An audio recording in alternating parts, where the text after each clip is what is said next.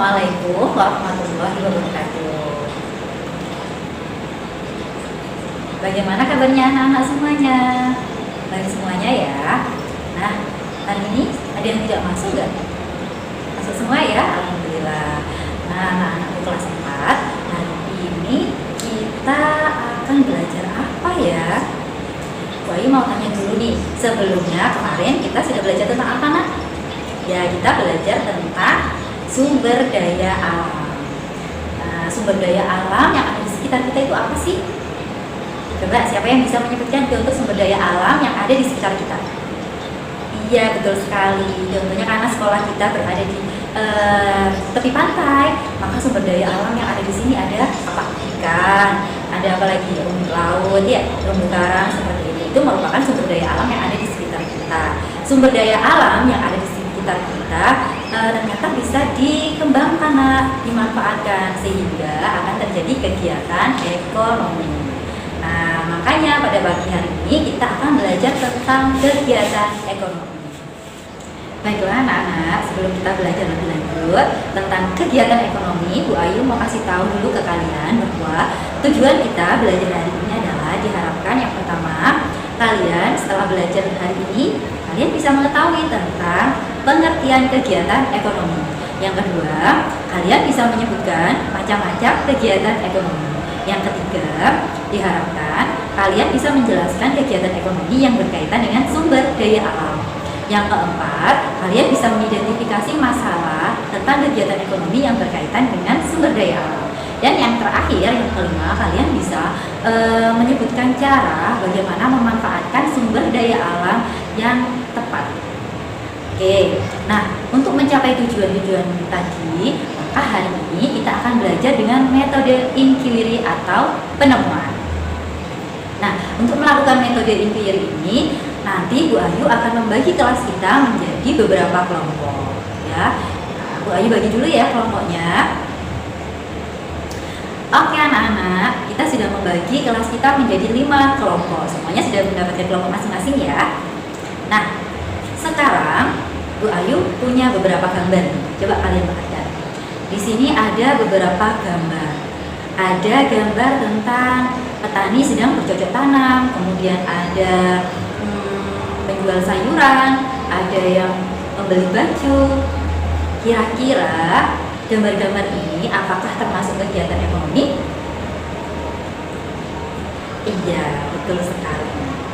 Kegiatan-kegiatan ini merupakan kegiatan ekonomi. Nah, Bu Ayu mau ngajak kalian berdiskusi di dalam kelompok kalian masing-masing ya. Yang harus didiskusikan apa? Dari gambar-gambar ini, Bu Ayu mau tanya, apa sih manfaat kegiatan ekonomi itu? Dan kenapa sih ada kegiatan petani bercocok tanam, kemudian ada yang menjual sayuran, kemudian ada yang membeli baju? Apa sih manfaatnya?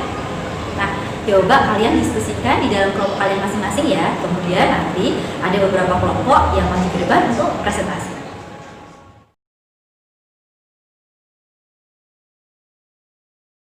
Oke, terima kasih anak-anak sudah berdiskusi dan sudah maju ke depan. Nah, baiklah kita simpulkan ya bahwa kenapa sih harus ada kegiatan ekonomi? Kemudian kenapa ada yang bercocok tanam, ada yang menjual sayuran, ada yang beli baju?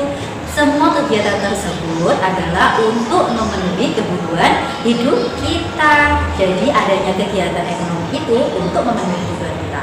Kenapa petani bercocok tanam? Ya nanti kan misalnya menanam padi ya, padi itu kan yang nanti bisa dimakan menjadi beras ya kan, kemudian bisa dijual, bisa menghasilkan uang untuk membeli kebutuhan yang lain.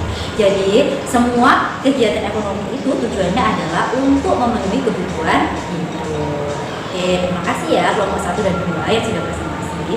Nah, sekarang Bu Ayu akan membagikan kalian LKS.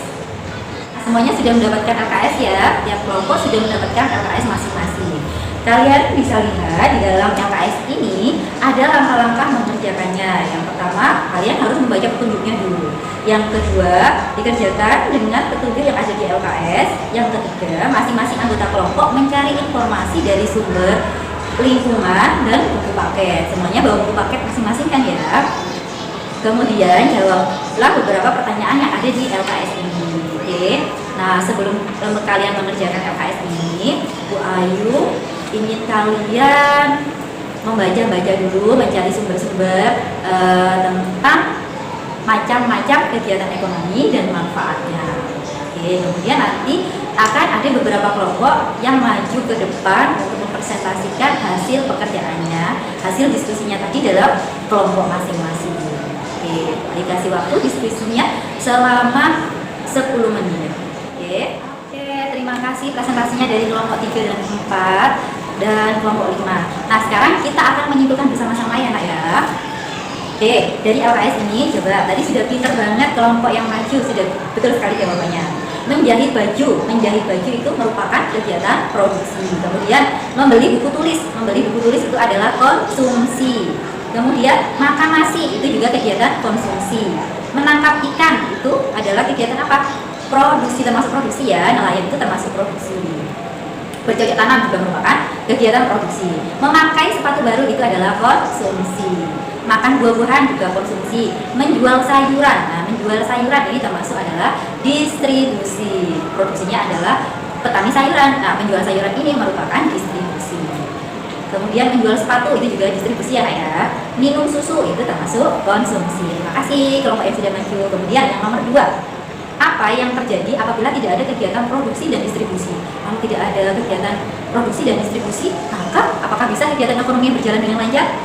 Tidak, kegiatan ekonomi tidak akan berjalan jika tidak memenuhi tidak ada 3 kegiatan ini, yaitu produksi, distribusi, dan konsumsi. Jadi ketiga kegiatan ini harus ada sehingga kegiatan ekonomi bisa berjalan dengan lancar. Yang ketiga, apabila sumber daya alam semakin berkurang atau punah, apakah akibat yang akan ditimbulkan? Dan sebagai warga negara yang baik, apa yang harus kamu lakukan? Oke, yang pertama, kalau sumber dayanya habis, maka kita tidak bisa melakukan kegiatan ekonomi seperti produksi ya, tidak bisa kita lakukan. Kalau produksi tidak bisa dilakukan, maka tidak ada distribusi dan tidak ada konsumsi, sehingga kegiatan ekonomi tidak bisa berjalan. Oke, kemudian sebagai warga negara yang baik, apa yang harus kita lakukan? Kita harus menggunakan sumber daya alam yang ada dengan bijaksana, ya, tidak boleh boros, nggak boleh berlebihan. Yang keempat, apa akibat bagi kegiatan ekonomi jika terjadi hutan telah gundul? Nanti sama ya seperti tadi, bahwa kegiatan ekonomi akan terhambat atau tidak bisa berjalan dengan lancar. Yang kelima, sebutkan 2 contoh kegiatan ekonomi di sekitarmu. Yang nomor 5, sebutkan 2 contoh kegiatan ekonomi di sekitarmu. Ini tadi jawabannya macam-macam ya. Ada banyak macam kegiatan ekonomi di sekitar kita. Ada yang tadi penjual gorengan. Kemudian tadi ada yang penjual apa? Butik baju tadi ya. Ada, kemudian ada pembeli apa tadi? Pembeli sayuran. Jadi jawabannya macam-macam ya. Oke anak-anak, kita sudah belajar tentang kegiatan ekonomi, sudah tahu macam-macam kegiatan ekonomi, manfaatnya dan apa akibatnya jika sumber daya alam punah, pengaruhnya kepada kegiatan ekonomi tidak bisa berjalan dengan lancar. Kemudian bagaimana cara kita menjaga sumber daya alam yang baik. Oke. Jadi anak-anak, Bu Ayu simpulkan lagi bahwa kegiatan ekonomi itu adalah kegiatan yang dilakukan oleh manusia untuk memenuhi kebutuhan hidupnya. Nah, kegiatan ekonomi itu akan berjalan dengan lancar apabila ada 3 kegiatan, yaitu produksi, distribusi, dan konsumsi. Apa itu produksi? Produksi adalah kemampuan untuk menghasilkan barang, contohnya menjahit baju, petani menanam padi, kemudian pabrik donat, itu adalah kegiatan produksi ya.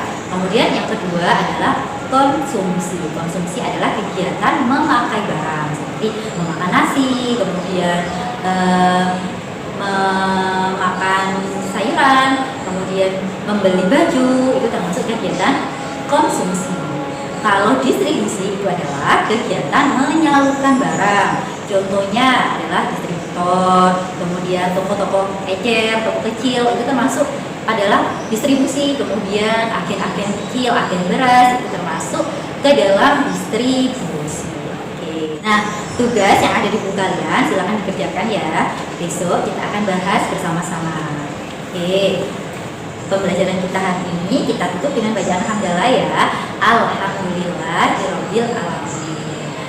Nah, doa tutup pelajaran pada pagi hari ini. Assalamualaikum warahmatullahi wabarakatuh.